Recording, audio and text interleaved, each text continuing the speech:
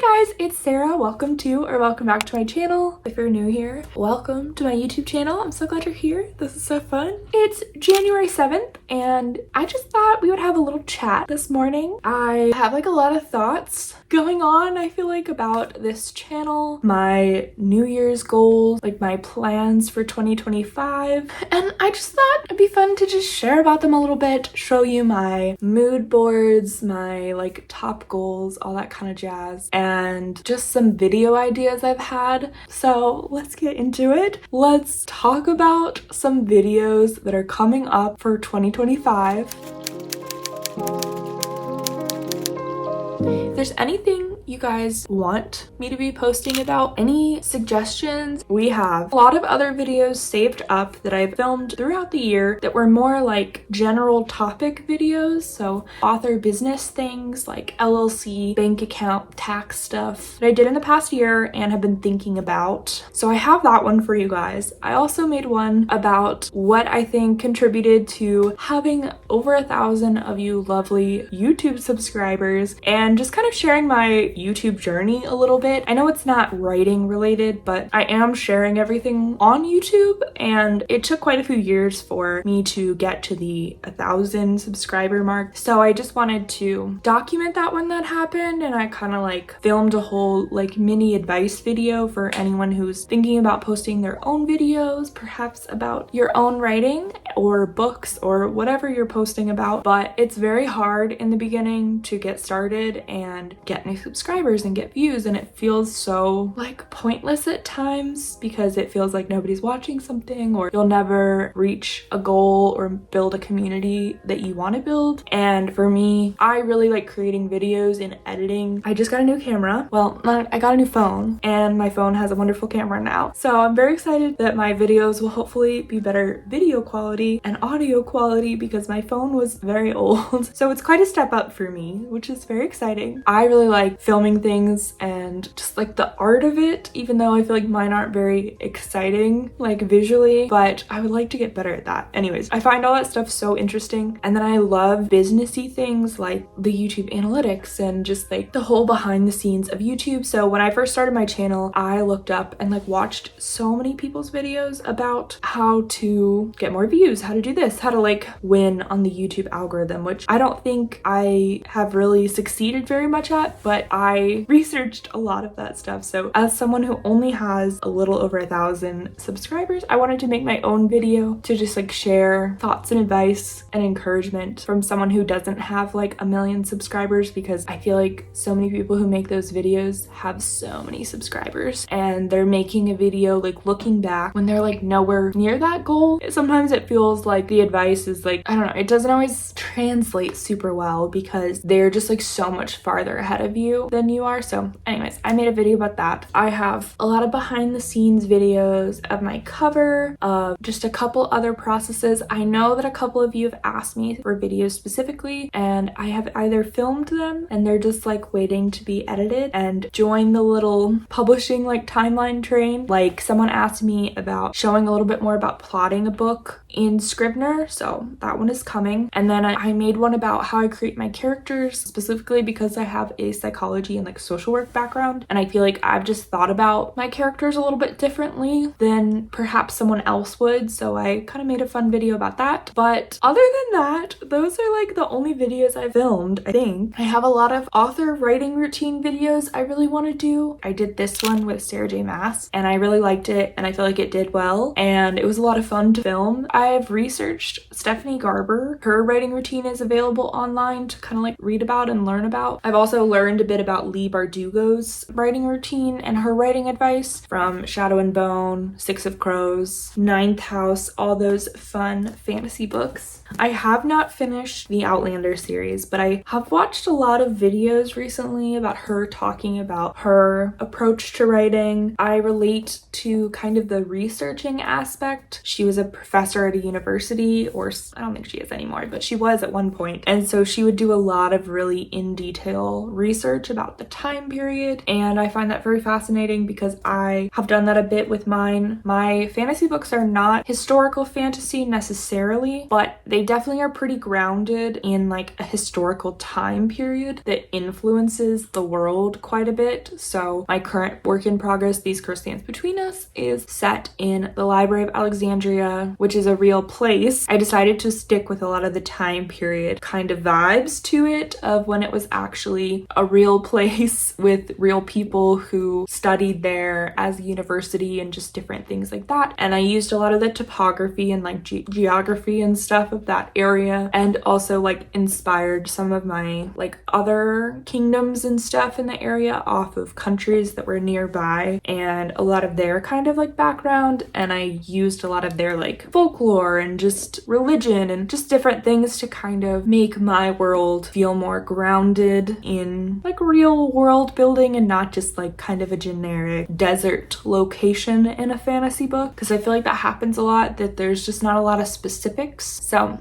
I did do that, and she had a lot of advice on how to do that from her like writing advice, writing routine kind of stuff. And she also approaches scenes similarly to me, that she writes kind of out of order and just writes what she can think of first. And I find that is the best way that I get words on the page, is just starting anywhere that you like have ideas about. I have not read the Mistborn series, but it is on the list for 2025. So if I like it and I look into Brandon Sanderson's writing routine, that might be what I want to do. I'm not sure. I've only ever read this book by Brandon Sanderson, Tress of the Emerald Sea, which I enjoyed, but I don't really know his worlds very well. I want to make sure I've read most of an author's books before I'm like following their writing routine, because if I feel like their stories don't mesh with like the kind of books that I want to write, then I don't really want to follow their advice, if that makes sense. So I need to read his books before I would think about doing a writing routine, which brings me to the point of, do you guys want to see reading vlogs? I do that very seldomly now because everything is so writing focused and not book focused. And since I will be a published author, I don't like reviewing books anymore publicly. I don't really want to ever like speak negatively about an author. And as a reader, like, you're entitled to your own opinion, but I just couldn't imagine like being in a room with an author that I had like made a public video that was very negative about their work or something like that, and like consider them like a colleague at some point in an event. So yeah, so I don't really rate or review them or share that much about them, so then I feel like my reading vlogs are not that exciting for you guys. So if you like the just like cozy moody vibes of like reading with like, I don't know, fun stuff in the background and cozy music, like, I got you. And I will say things, but I will only say positive things. So if I hated the book, I feel like I would just not talk about it. So anyways, that's my thought on the reading vlogs. You guys let me know if you want them, because I could read all these series like Outlander, the whole Brandon Sanderson universe, the Cosmere, all of that. I have not read the Mortal Instruments series. I have them all.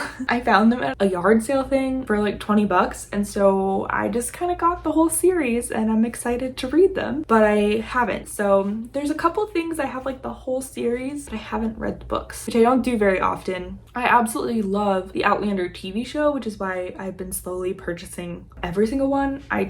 All of these have been thrifted. So I don't think I've purchased any of them new. They've all come from thrift stores, which is so fun actually, because like this copy was like some sort of like special edition copy of this book. So it was just kind of cool to find them. I found it for like $2 in a thrift store in Georgia or something. But I'm like a crazy thrift store fiend for books because I am trying to find, I know it will happen one day, I'm trying to find the original covers of the ACOTAR series of the first first four books. It had people on the cover and I think they're beautiful. I like them better than these covers. So I go into every thrift store, every like antique shop, whatever, where people sell books. I'm always looking for them. My husband knows if we go into a place, he's like, we have to go look for the ACOTAR books. So it will happen one day, but I feel like I'm rapidly running out of time because so many people get them, and you can buy them online from like places like Mercari or I don't know, those different sale apps, but they're always like $300 or $400. Most of my books are thrifted. I have no desire to spend $400 on a book or maybe a set of books. And if there's anything you really want to see from my publishing journey, any like questions coming up, I'm going to do videos on like the beta reader process, the ARC reader process, like share my marketing strategy, pre and post release marketing strategy, and I think also like live getting ready to actually release it, getting more feedback, getting edits, like proofreader whatever, you know what I mean, getting my first copy. All those kind of fun things are definitely going to be filmed. But if there's anything specific you guys want to see, like my thought is I will eventually do a money conversation about how much money I invested into my first book series, how much everything kind of costs. So let me know if that's interesting to you. Lots of thoughts. Anyways, those are all my video ideas. If you have anything specific, let me know.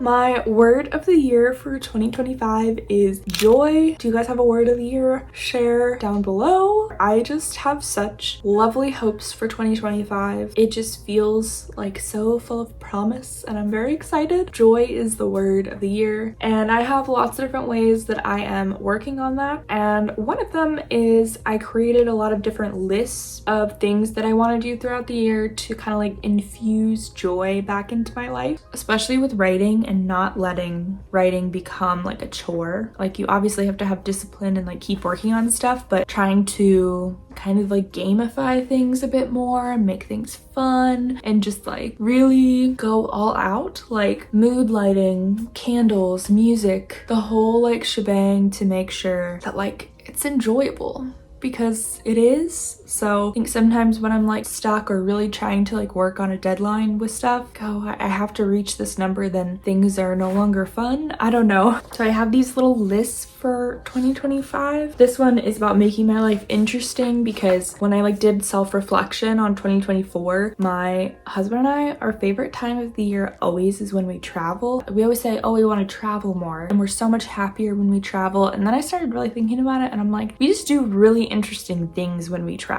We take cooking classes, we go to museums, we go for walks in the park, we go on boat rides, like we eat really interesting, unique food, we go to a sporting event, like we become different people. We get tons of exercise, we like are outside all the time, we interact with new people, new cultures. Like it's always so exciting, everything that we're doing. And then our day-to-day life is so boring, if I'm honest. If you can't tell by my vlogs, I don't live this like super exciting, fascinating life necessarily. We're not like big party people, we're not out all the time. I'm like a homebody. I love being home, and that is literally why like we built, this is like our library room. Eventually it'll have like a cozy couch and like more mood lighting and really pretty paints and things to just make this room like so cozy, and so that we kind of never want to leave it. So we like to do home things, but whenever we travel, we're not home people. Like we do all of our other favorite activities. So I made a list for 2025 of things that would make my life more interesting, like when we travel, so that we can kind of like infuse some joy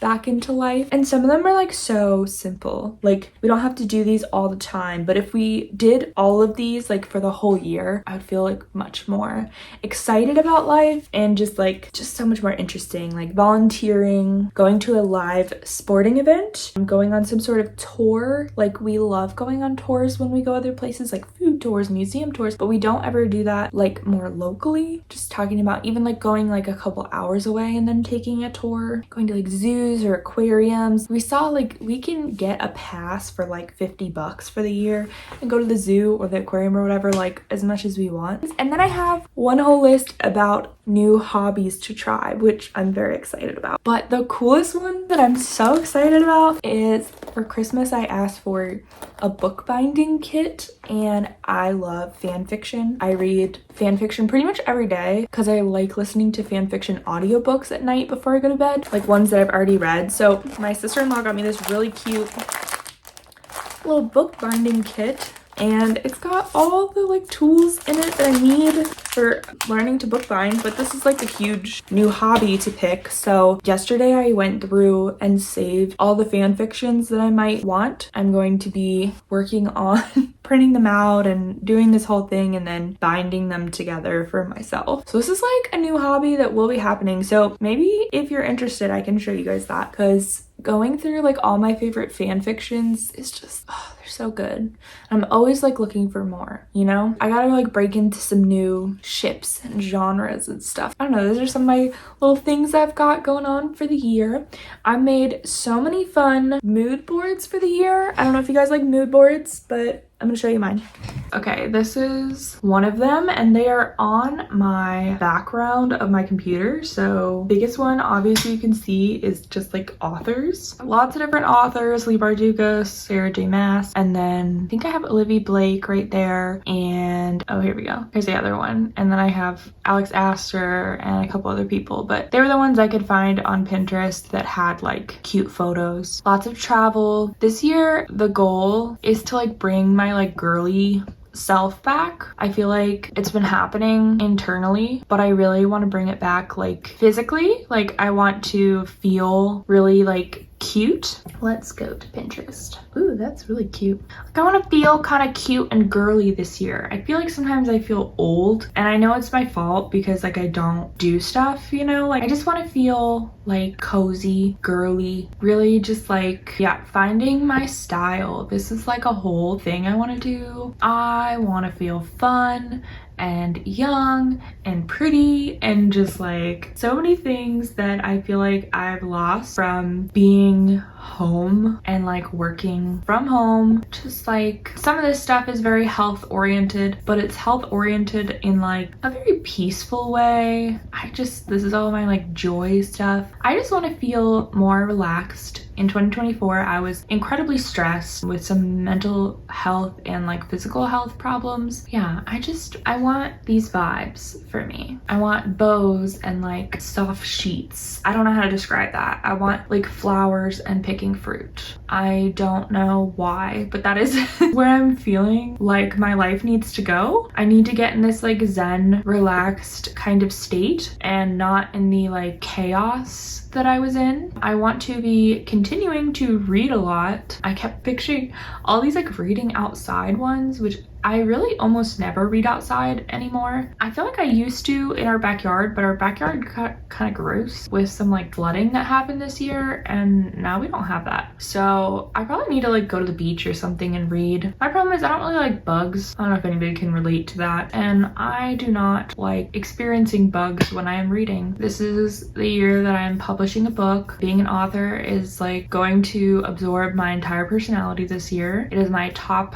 goal of the year, and that is the plan. So everything's kind of focused on that, and then everything is really focused on our finances. So we have all these like kind of like affirmations in here about this, because also a lot of things that I've been working on for a while are kind of just like about to pay off. With YouTube, it's very close to being monetized, which thanks so much guys, because I would not ever be able to make money from YouTube without you guys. Yeah, so that, and like trying to think more positively about like finances instead of it feeling stressful or whatever. So that's why my like 2025 mood board has all these like things about making money while I sleep, because as soon as I publish a book, this is also true, I will be earning money from like writing this book, posting this book. I'll have to obviously market it and things to continue, but it's a product that will just kind of like continue going. So I'm trying to get in that mindset of like, we're working super hard for like right now to set up a lot of things, and then they will pay off in the future, because this year I can like finally feel it that like my book is getting published very soon. But in the past it felt like I was working on things for a long time, or like with YouTube I was working on things for a long time and like nothing was really coming of them. But now everything kind of feels like it's almost there, so it's just like very exciting.